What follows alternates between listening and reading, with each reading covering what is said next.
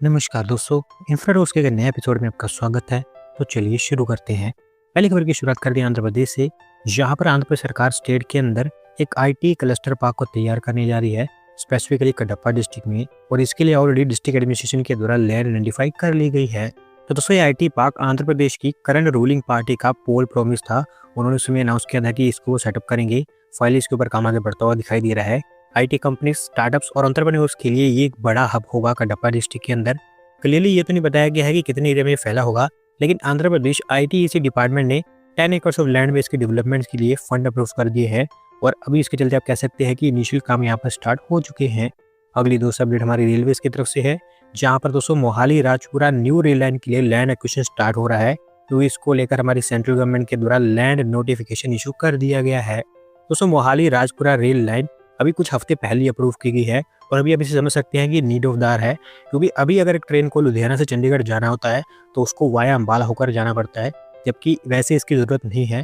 Train को एकदम घूम कर जाना पड़ता है। अगर यहाँ पर डायरेक्ट रेल कनेक्टिविटी स्टेब्लिश कर जाती है तो ऑलमोस्ट 60 से 70 किलोमीटर का डिस्टेंस यहाँ पर कम हो जाएगा। उसी को एलिमिनेट करने के लिए नई रेल यहाँ पर बनेगी।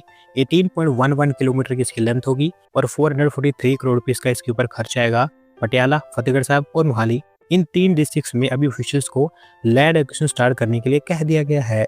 अगली दोस्त अपडेट उड़ीसा से है, जहां पर इंडियन कंपनी 6M उड़ीसा के अंदर एक नया सेमीकंडक्टर प्लांट तैयार करने जा रही है। और अगले कुछ ही दिनों के अंदर अंदर इसको लेकर फाउंडेशन स्टोन रख दिया जाएगा। तो दोस्तों, उड़ीसा के अंदर ये ओवरऑल दूसरी सेमीकंडक्टर फैसिलिटी होगी। इससे पहले RIR कंपनी के द्वारा भी एक सेमीकंडक्टर प्लांट की अनाउंसमेंट की गई थी, जिन्होंने यहाँ पर काम भी स्टार्ट कर दिया है। ये भुवनेश्वर के अंदर इन्फो वैली में तैयार की जाएगी, जहां पर IDC उड़ीसा ने इनको recently 23 acres of land allot कर दी है। कंपाउंड सेमीकंडक्टर्स यहां पर मैन्युफैक्चर होंगे, जिनका इस्तेमाल इलेक्ट्रिक व्हीकल्स, रिन्यूएबल एनर्जी और स्मार्ट ग्रिड सिस्टम्स में होता है। एनुअली 60,000 SiC वेफर्स की प्रोडक्शन होगी और 96 मिलियन डायोड्स की यहाँ पर पैकेजिंग हो पाएगी। 2000 करोड़ रुपये से ऊपर की यहाँ पर इन्वेस्टमेंट होने वाली है। और मोस्टली ऐसा बताया जा रहा है कि 1 नवंबर को इसका फाउंडेशन रखा जाएगा। एक बार भी फैक्ट्री बन जाती है तो 1000 से ज़्यादा जॉब्स यहाँ पर जनरेट हो पाएंगी। अगली दो अपडेट केरला से है, जहां पर सेंट्रल गवर्नमेंट के द्वारा केरला के अंदर पलक्कड़ इंडस्ट्रियल स्मार्ट सिटी के लिए 300 करोड़ रुपीस के और फंड्स एलोकेट कर दिए गए हैं। और अभी केरला सरकार काफ़ी तेज़ी से इसके ऊपर काम आगे बढ़ा सकती है। दोस्तों, Palakkad industrial smart city Kochi Bangalore industrial corridor का हिस्सा है, जहां पर सेंट्रल गवर्नमेंट और स्टेट गवर्नमेंट मिलकर इसको तैयार करने वाली है। रिसेंटली इसका मास्टर प्लान भी अप्रूव किया गया था, जहां पर डिसाइड हुआ है कि एक ही फेज के अंदर अंदर ये बनाकर तैयार कर दी जाएगी। केरला सरकार ऑलरेडी 316 एकड़ ऑफ लैंड इसके ट्रांसफर कर चुकी है। बाकी लैंड आगे चलकर अलॉट की जाएगी। सिमिलरली सेंट्रल गवर्नमेंट भी 2 बार इसके लिए पहले फंड्स अप्रूव कर चुकी थी। ये ओवरऑल उनकी तीसरी इंस्टॉलमेंट है, जिसके चलते कुल मिलाकर सेंट्रल गवर्नमेंट 613 करोड़ रुपीस यहाँ पर एलोकेट कर चुकी है। अभी सारा कुछ केरला सरकार के हाथ में है कि वो कितनी तेजी से इसके ऊपर काम करते हैं। अगली दो अपडेट अरुणाचल प्रदेश से है, जहाँ पर Subansiri lower hydro electric unit की पहली यूनिट बनकर तैयार हो चुकी है। और NHPC लिमिटेड के द्वारा यहाँ पर टेस्ट रन भी स्टार्ट किए गए हैं। तो दोस्तों, ये hydro power plant one of the biggest hydro power plant है अरुणाचल प्रदेश के अंदर। 2000 मेगावाट की इसकी कैपेसिटी है, जहाँ पर 250 मेगावाट की 8 यूनिट्स बनकर तैयार होंगी। उसमें से अभी 4 यूनिट्स बनकर तैयार हो चुकी हैं और चारों की चारों टेस्ट रन के लिए तैयार है। लेकिन NHPC ने अभी पहली यूनिट का ही टेस्ट रन यहाँ पर स्टार्ट किया है। NHPC का कहना है कि जब भी वो इसको कमर्शियली ओपन करेंगे तो एटलीस्ट एक बार में 2 यूनिट्स यहाँ पर ओपन की ही जाएंगी। अगली दोस्त अपडेट इलेक्ट्रॉनिक मैन्युफैक्चरिंग से है, जहां पर ministry of electronics and information technology के द्वारा 7 इलेक्ट्रॉनिक इन्वेस्टमेंट प्रपोजल्स को अप्रूवल दे दी गई है। और इसके चलते देश के अंदर 5532 करोड़ रुपीस की हमें और इन्वेस्टमेंट देखने को मिलेगी। दोस्तों, आप जानते हैं कि रिसेंटली भारत सरकार के द्वारा इलेक्ट्रॉनिक्स कंपोनेंट मैन्युफैक्चरिंग स्कीम को अप्रूव किया गया था, जो एक टाइप की PLI स्कीम ही है। मेन एम ये था कि हमारे देश के इलेक्ट्रॉनिक सेक्टर में कंपोनेंट मैन्युफैक्चरिंग को बूस्ट करके लोकल वैल्यू एडिशन को बढ़ाया जाए। और इसके अंतर्गत अभी 250 के आसपास प्रपोजल्स सरकार को रिसीव हो चुके हैं। पहली ट्रांच में भी उनमें से 7 प्रपोजल्स को अप्रूव किया गया है। 5 तमिलनाडु के अंदर है, एक आंध्र प्रदेश में है, जबकि एक मध्य प्रदेश में है। और इनका इम्पैक्ट इतना बड़ा होगा कि इन प्लांट्स के थ्रू हमारे देश की 20% PCB डिमांड, जबकि 15% कैमरा मॉड्यूल्स की डिमांड हम लोकली ही कंप्लीट कर पाएंगे। एक बार जब ये तैयार हो जाती है तो 5000 से ज़्यादा जॉब्स यहाँ पर जनरेट होंगी। अगली दोस्तों, एक सिमिलर से अपडेट हमारे इलेक्ट्रॉनिक एक्सपोर्ट्स को लेकर है, जहाँ पर हमारे इलेक्ट्रॉनिक एक्सपोर्ट्स लगातार अभी ग्रो ही करते जा रहे हैं। और अभी जो ग्रोथ रेट ये दिखा रहे हैं, इसके चलते होगा ये कि मोस्ट प्रोबेबली इसी साल के अंदर अंदर ये पेट्रोलियम को ओवरटेक करके देश के सेकंड लार्जेस्ट एक्सपोर्ट कैटेगरी बन जाएगी। दोस्तों, ओवर द ईयर्स आपने देखा ही है कि हमारे इलेक्ट्रॉनिक सेक्टर कैसे राइज कर रहा है। 2022 में जहाँ पर इलेक्ट्रॉनिक्स हमारी 7th लार्जेस्ट एक्सपोर्ट कैटेगरी थी, अब वो 2025 में थर्ड लार्जेस्ट कैटेगरी बन चुकी है, जल्द सेकंड लार्जेस्ट भी बनने वाली है। अगर मैं डेटा में आपको बताऊं तो इस फाइनेंशियल ईयर के पहले हाफ के अंदर अंदर हमारे इलेक्ट्रॉनिक एक्सपोर्ट्स $22.2 बिलियन पर पहुंच चुके हैं। ऑलमोस्ट 42% का ईयर ग्रोथ यहाँ पर देखने को मिला है। टोटल जो 30 हमारे एक्सपोर्ट कैटेगरीज है उनमें ये सबसे फास्टेस्ट ग्रोइंग रहा है।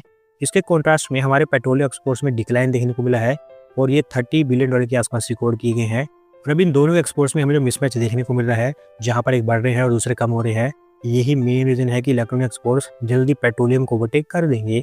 अगली दोस्त अपडेट वेस्ट बंगाल से है, जहां पर कोलकाता बेस्ड रश्मि ग्रुप के द्वारा वेस्ट बंगाल के अंदर 10,000 करोड़ रुपये से ऊपर का इन्वेस्टमेंट प्लान रिवील किया गया है। और ऐसा बताया गया है कि इसके अंतर्गत एक नया स्टील प्लांट और एक नया कैप्टिव पावर प्लांट उनके द्वारा सेटअप किया जाएगा। दोस्तों, ये स्टील प्लांट तो पुरुलिया डिस्ट्रिक्ट के अंदर बनकर तैयार होगा, जिसकी capacity 2.8 million ton per annum की होगी। 938 एकर्स ऑफ लैंड इनको ट्रांसफर कर दी गई है वेस्ट बंगाल सरकार के द्वारा। रघुनाथपुर के पास TMT bars, wire rods, structural steels, इस तरह के प्रोडक्ट्स यहाँ पर मैन्युफैक्चर की जाएंगी। स्टील प्लांट के साथ साथ जो पावर प्लांट होगा वो 400 मेगावाट की कैपेसिटी वाला होगा। एक बार जब दोनों तैयार हो जाते हैं तो 18,000 से ज़्यादा जॉब्स यहाँ पर जनरेट हो पाएंगी। अगली दोस्तों अपडेट हमारे रिन्यूएबल एनर्जी सेक्टर को लेकर है, जहाँ पर दोस्तों रिन्यूएबल एनर्जी एक्सपोर्ट्स को लेकर हमें ऊनो रिवर्स देखने को मिल रहा है, क्योंकि Chinese company Longai green energy ने डिसाइड किया है कि वो भारत से सोलर मॉड्यूल्स को सोर्स करेंगे। दोस्तों, आप जानते हैं कि चाइना जैसी कंट्री ऑलमोस्ट हर चीज़ की मैन्युफैक्चरिंग में सेल्फ रिलायंट है। इनफैक्ट पूरी दुनिया ही उनसे आइटम्स खरीदती है, हम भी उसमें शामिल है। लेकिन पिछले कुछ सालों में जिस पेस से हमारे देश के अंदर सोलर मॉड्यूल्स की मैन्युफैक्चरिंग ग्रो हुई है, सारी चीज़ें यहाँ पर चेंज हो चुकी हैं। और यही मेन कारण है कि वे Chinese company Indian company Inox solar से 5 गीगावाट के मॉड्यूल्स सोर्स करेगी। अगले 3 सालों के अंदर अंदर 7,000 करोड़ रुपीज़ की डील बताई गई है। और एक अच्छी बात यहाँ पर यह भी है कि क्योंकि इस चाइनीज़ कंपनी के पास ऐसे प्रोडक्ट्स की मैन्युफैक्चरिंग में एक्सपर्टीज है, तो वो उनकी एक्सपर्टीज इनोक्स सोलर के साथ भी शेयर करेंगे। अगली दोस्तों अपडेट इलेक्ट्रिक बसेस को लेकर है, जहाँ पर दोस्तों स्टेट ओन कंपनी CESL ने एक मेगा टेंडर तैयार कर लिया है बस प्रोक्योरमेंट को लेकर। और इसके अंतर्गत देश में मल्टीपल सिटीज़ के लिए कुल मिलाकर 10,900 इलेक्ट्रिक बसेस खरीदी जाएंगी। तो दोस्तों, ये सारी की सारी buses national electric bus program के अंतर्गत खरीदी जाने वाली हैं, जहाँ पर standard, low floor, VRT, AC और नॉन AC मॉडल्स इंक्लूडेड हैं। बात करूँ बस एलोकेशन की तो 2,000 बसेस हैदराबाद के लिए, 1,600 बसेस सूरत और अहमदाबाद के लिए, 2,800 बसेस दिल्ली के लिए, जबकि सबसे ज़्यादा 4,500 बसेस बेंगलोर सिटी के लिए होंगी। और ऐसा गया है कि 6 नवंबर को इसको लेकर टेंडर फ्लोर कर दिया जाएगा। आज की दोस्तों आखिरी अपडेट हैदराबाद से है, जहाँ पर दोस्तों American airline south west airline Hyderabad के अंदर एक नया ग्लोबल इनोवेशन सेंटर सेटअप करने जा रहा है। और इसको लेकर उन्होंने तेलंगाना सरकार के साथ में बातचीत भी स्टार्ट कर दी है और उनका इंटेंशन भी सबमिट कर दिया है। तो दोस्तों, एक ग्लोबल इनोवेशन सेंटर एक टाइप का ग्लोबल कैपेबिलिटी सेंटर ही होगा इस कंपनी के लिए, जहाँ से वो उनके ग्लोबल ऑपरेशंस को सपोर्ट कर पाएंगे। ज़्यादा डिटेल्स यहाँ पर सामने नहीं रखी गई हैं कि कितनी यहाँ पर इन्वेस्टमेंट होगी और कितनी यहाँ पर जॉब जनरेट होंगी। देखना ये है कि कब तक ये बनकर तैयार हो पाता है। दोस्तों, आज की वीडियो में बस इतना ही।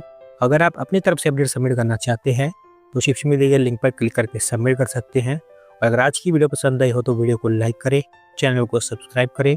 धन्यवाद वीडियो को देखने के लिए।